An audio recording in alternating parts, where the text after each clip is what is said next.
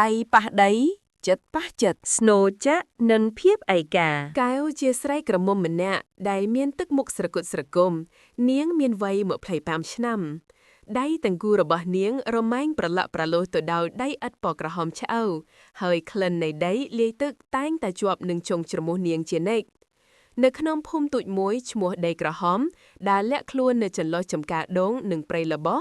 នាងជាអ្នកបន្តវេនពីដូនតានៅក្នុងការធ្វើក្អមឆ្នាំងនិងភាជកូឡាភាជផ្សេងៗទៀតជីដូនរបស់នាងយាយធីតាដែលមានវ័យចារាទៅហើយនោះបានបង្រៀននាងនៅរាល់សិល្បៈនៃការលុតដីការលាបពណ៌និងការដុតកែវមានជំនឿយ៉ាងមុតមាំថាសិល្បៈដីឥដ្ឋនេះមិនមែនគ្រាន់តែជាមុខរបរប៉ុណ្ណោះទេប៉ុន្តែជាព្រលឹងនៃភូមិរាល់ព្រឹកព្រលឹមនាងតែងតែចាប់ផ្ដើមថ្ងៃដោយអង្គុយមុខចាក់បង្វិលដីឥដ្ឋឲ្យទៅជាទ្រង់ទ្រាយផ្សេងស្នែងគ្នាស្នូចាក់បង្វិលរលាយលំនឹងសំឡេងសត្វយំនិងខ្យល់រំហើយបានផ្កើកជាបទភ្លេងដ៏ស្ងប់ស្ងាត់នៅក្នុងផ្ទះតូចរបស់នាងតែទោះជាមានភាពស្រស់ស្អាតយ៉ាងណាក្តីភាពឯកាបានរុំព័ទ្ធនាងជានិច្ចមិត្តភ័ក្តិចំនួននាងភាគច្រើនបានចាកចេញពីភូមិទៅរកការងារធ្វើនៅទីក្រុងភ្នំពេញដែលជាទីក្រុងពោរពេញដោយអគារខ្ពស់ៗនិងពន្លឺភ្លើងចម្រុះពណ៌ពួកគេគិតថាមុខរបរធ្វើក្អមឆ្នាំងគឺហួសសម័យហើយគ្មានតម្លៃកាលូតែងតែលឺសម្ដីឌឺដងទាំងនោះប៉ុន្តែនាងមិនចោះចាញ់ឡើយនាងស្រឡាញ់ដីឥដ្ឋស្រឡាញ់ក្លិនវាស្រឡាញ់អារម្មណ៍ដែលនាងអាចយកដុំដីទន់ៗមកកែច្នៃឲ្យទៅជាអ្វីមួយដែលមានតម្លៃយាយធីតាតែងតែនិយាយថាកែវហើយដីឥដ្ឋនេះគឺដូចជាជីវិតមនុស្សយើងអញ្ចឹងត្រូវតែឆ្លងកាត់ការលុតការដុតទើបអាចរឹងមាំនិងស្រស់ស្អាតបានថ្ងៃមួយកែវកំពុងរវល់នឹងការធ្វើភាជមួយដែលមានរាងកោងរលីងលាតត្រដាងលំនាំស្លឹកឈើបុរាណដៃនាងរហ័សរហួនកែច្នៃដីឥដ្ឋឲ្យចេញជារូបរាងយ៉ាងស្ទួចជំនាញស្រាប់តែមានស្រមោលបុរសម្នាក់បានលេចឡើងនៅមាត់ទ្វារនាងស្ទុះងើបភ្លាមព្រោះកម្រមានអ្នកក្រៅឃុំណាស់ដែលមកដល់ទីនេះបុរសនោះមានរូបរាងខ្ពស់ស្រឡះស្លៀកពាក់បែបសាមញ្ញតែមានទម្រង់មុខទាក់ទាញនិងកាន់កាមេរ៉ាមួយនៅដៃជំរាបសួរបងស្រីខ្ញុំឈ្មោះវិសាលខ្ញុំជាស្ថាបត្យករមកពីភ្នំពេញបុរសនោះនិយាយដោយទឹកមុខរួសរាយខ្ញុំឮគេថាភូមិបងស្រីល្បីខាងធ្វើក្អមឆ្នាំងនិងភាជកូឡាភាជដ៏ស្រស់ស្រាតខ្ញុំមកទីនេះដើម្បីស្វែងរកការបង្ផុសគំនិតសម្រាប់គម្រោងថ្មីរបស់ខ្ញុំកែវសម្លឹងមើលទៅគាត់ដោយការងឿងឆ្ងល់បទតិចអូបាទសូមអញ្ជើញចូលនាងនិយាយទៀងអៀនវិសាលដាវចូលទៅក្នុងផ្ទះដោយប្រុងប្រយ័ត្នភ្នែករបស់គាត់សម្លឹងមើលទៅជុំវិញដោយការចាប់អារម្មណ៍គាត់ឃើញភាជដែលកែវទៅនឹងធ្វើរួចហើយបានលន់មាត់សរសើរថាអូស្អាតណាស់បងស្រីពិតជាមានព្រលឹងនៅក្នុងស្នាដៃនេះមែនកែវញញឹមបន្តិច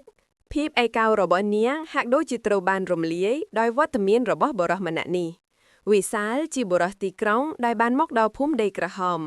នេះជាការចាប់ផ្ដើមនៃរឿងរ៉ាវថ្មីមួយសម្រាប់នាងវិសាលមិនមែនជាភ្ញៀវធម្មតាដែលមកលេងមួយផ្លេតហើយទៅនោះទេគាត់បានត្រឡប់មកផ្ទះរបស់កែវស្ទើររាល់ថ្ងៃគាត់មិនគ្រាន់តែថតរូបឬសួរនាំរាក់ទាក់នោះទេគាត់ពិតជាមានការចាប់អារម្មណ៍យ៉ាងខ្លាំងចំពោះសិល្បៈដីឥដ្ឋនេះ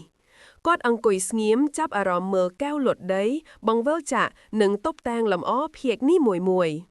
គាត់បានសួរសំណួរជាច្រើនអំពីប្រភេទដីឥដ្ឋប្រវត្តិសិល្បៈនេះតាំងពីដូនតាកែវក៏ចាប់ផ្ដើមបោកចិត្តនិយាយរឿងរ៉ាវជាច្រើនឲ្យគាត់ស្ដាប់ដោយឃើញពីការយកចិត្តទុកដាក់ពិតប្រាកដរបស់វិសាលបងស្រីធ្លាប់គិតចង់ទៅរស់នៅទីក្រុងទេវិសាលសួរនាងនៅថ្ងៃមួយខណៈពួកគេកំពុងហូបបាយថ្ងៃត្រង់ជាមួយគ្នាកែវញញឹមស្ងៀមខ្ញុំធ្លាប់គិតដែរតែខ្ញុំគិតថាខ្ញុំមិនអាចចាក់ចោលដីឥដ្ឋទាំងនេះបានទេខ្ញុំស្រឡាញ់ភាពស្ងប់ស្ងាត់នៅទីនេះហើយខ្ញុំក៏ស្រឡាញ់ការងាររបស់ខ្ញុំដែរនៅទីក្រុងប្រហែលជាគ្មានអ្នកណាត្រូវការភាជដៃដូចរបស់ខ្ញុំទេមិនមែនទេបងស្រីវិសាលតបភ្លាមសិល្បៈពិតប្រាកដតែងតែមានតម្លៃជានិច្ចមិនថាជាភាជក្អមឆ្នាំងឬក៏អគារខ្ពស់នោះទេអ្វីដែលសំខាន់គឺព្រលឹងដែលបានបូជាចូលទៅក្នុងស្នាដៃនីមួយខ្ញុំជាស្ថាបត្យករខ្ញុំតែងតែស្វែងរកអ្វីដែលជាធម្មជាតិពិតប្រាកដ ទីក្រុងពោពេញដោយរបស់សព្វនិមិត្តខ្ញុំធន់ទ្រាំនឹងកាយកសាងអគារដែកនិងកញ្ចក់ដែលគ្មានប្រលឹងសម្ដីរបស់វិសាលបានប៉ះចំអារម្មណ៍របស់កែវយ៉ាងខ្លាំងនាងមិនដែលគិតថាមានអ្នកណាអាចយល់ពីអារម្មណ៍របស់នាងបានជ្រៅជ្រះបែបនេះឡើយនាងចាប់ផ្ដើមបង្រៀនវិសាលពីរបៀបចាប់ដៃអ៊ីអ៊ឹតឲ្យជាប់ចែកនិងបង្វិលវាឲ្យចេញជារូបរាងដំបូងដៃរបស់វិសាលរៀងរឹងមិនទាន់ស្ទាត់ជំនាញនៅឡើយកែវតែងតែចាប់ដៃរបស់គាត់ធ្នមដើម្បីណែនាំរាល់ពេលដែលដៃរបស់ទាំងពួកគេប៉ះគ្នាចរន្តអគ្គិសនីមួយបានឆក់ចូលទៅក្នុងបេះដូងរបស់ពួកគេរៀងខ្លួនពួកគេបានចំណាយពេលជាច្រើនម៉ោងជាមួយគ្នាធ្វើការលើដីឥដ្ឋលាយពណ៌និងនិយាយគ្នាវិសាលបានចែករំលែករឿងរ៉ាវពីទីក្រុងពីការសិក្សាស្ថាបត្យកម្មពីសុបិនរបស់គាត់ក្នុងការបង្កើតអគារដែលមានភាពចុះសម្រុងជាមួយធម្មជាតិកែវក៏បានចែករំលែករឿងរ៉ាវពីកុមារភាពរបស់នាងពីជីដូនរបស់នាងនិងពីភាពស្ងប់ស្ងាត់នៃភូមិយាយធីតាតែងតែអង្គុយសម្លឹងមើលធួគេដោយស្នាមញញឹមគាត់ដឹងថាកែវកំពុងស្វែងរកអ្វីមួយហើយវិសាលក៏កំពុងស្វែងរកអ្វីដែរថ្ងៃកាន់តែច្រើនទៅទំនាក់ទំនងរបស់ពួកគេកាន់តែជ្រាវទៅពួកគេបានក្លាយជាមិត្តភក្តិជិតស្និទ្ធហើយអារម្មណ៍ស្នេហាក៏ចាប់ផ្ដើមរីកដុះដាលនៅក្នុងចិត្តរបស់ពួកគេដោយមិនដឹងខ្លួនរាល់ពេលដែលវិសាលត្រឡប់មកផ្ទះវិញកែវតែងតែទន្ទឹងរង់ចាំវត្តមានរបស់គាត់រាល់ពេលដែលវិសាលឃើញកែវគាត់មានអារម្មណ៍ថាខ្លួនឯងមានតម្លៃនិងមានន័យជាងមុនភាពស្ងប់ស្ងាត់របស់កែវនិងភាពទន់ភ្លន់របស់នាងបានទាក់ទាញចិត្តវិសាលយ៉ាងខ្លាំងតែទោះជាយ៉ាងណាវិសាលក៏មិនអាចបំភ្លេចភារកិច្ចរបស់គាត់បានទេថ្ងៃមួយគាត់ទទួលបានការហៅទូរស័ព្ទពីក្រុមហ៊ុននៅភ្នំពេញគម្រោងសំខាន់មួយកំពុងរង់ចាំគាត់ត្រូវត្រឡប់ទៅទីក្រុងវិញក្នុងពេលឆាប់នេះដំណឹងនេះបានធ្វើឲ្យបេះដូងរបស់គាត់លោតញាប់ញ័រ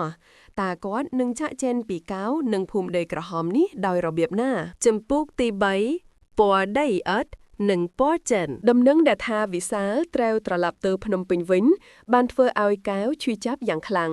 នាងព្យាយាមលាក់បាំងអារម្មណ៍របស់នាងប៉ុន្តែភ្នែករបស់នាងមិនអាចកុហកបានទេ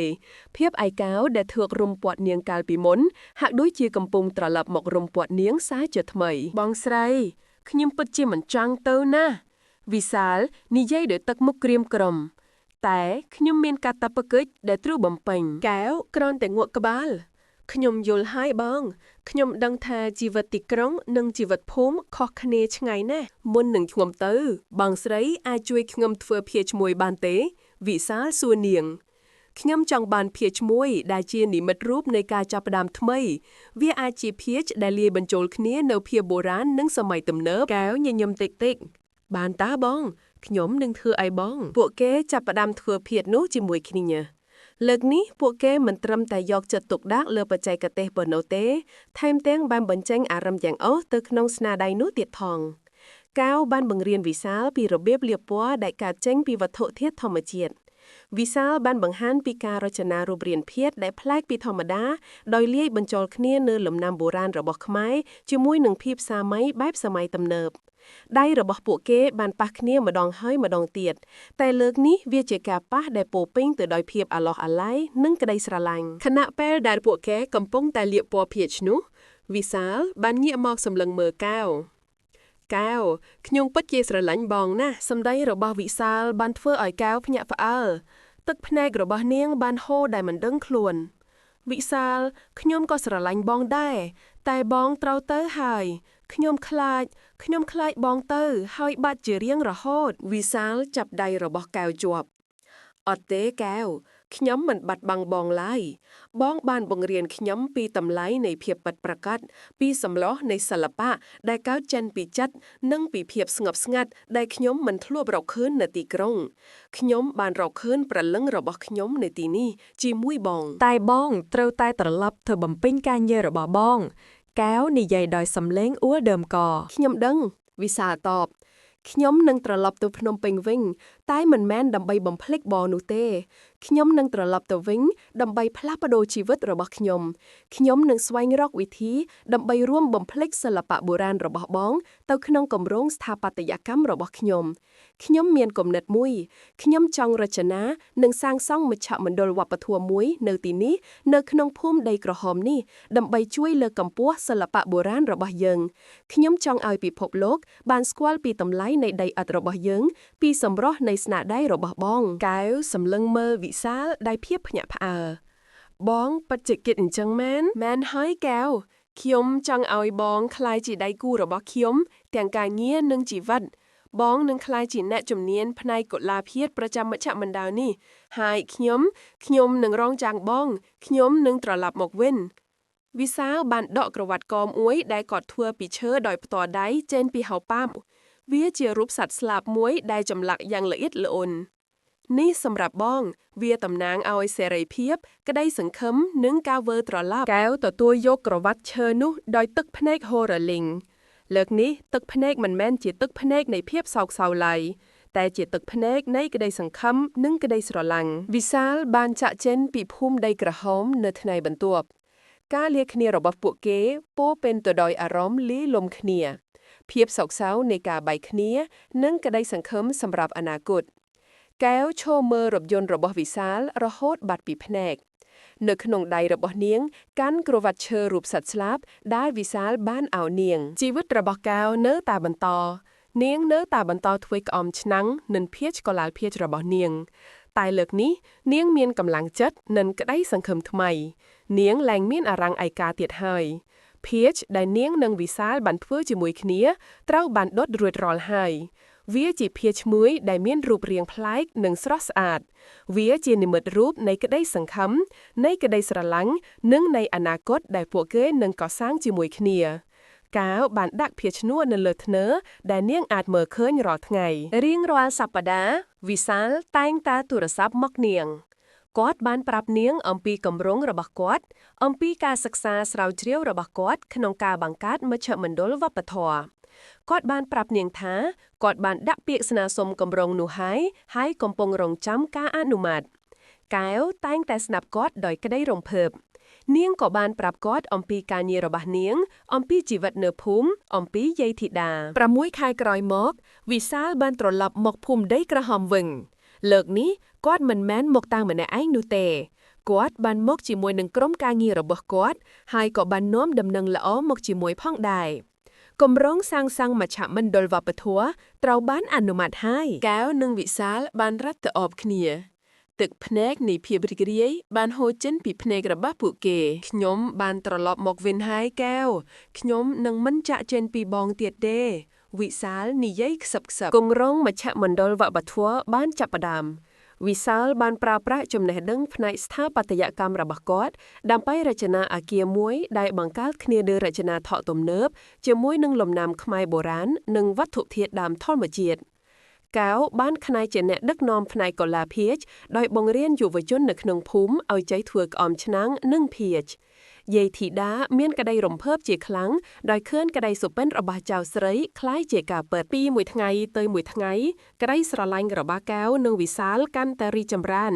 ពួកគេបានធ្វើការជាមួយគ្នាកសាងក្តីសុបិនជាមួយគ្នាពួកគេបានរៀបការនៅក្រោមដើមពោធិ៍ចាស់មួយនៅក្នុងភូមិដែលជាទីកន្លែងដែលពួកគេតែងតែអង្គុយនិយាយគ្នា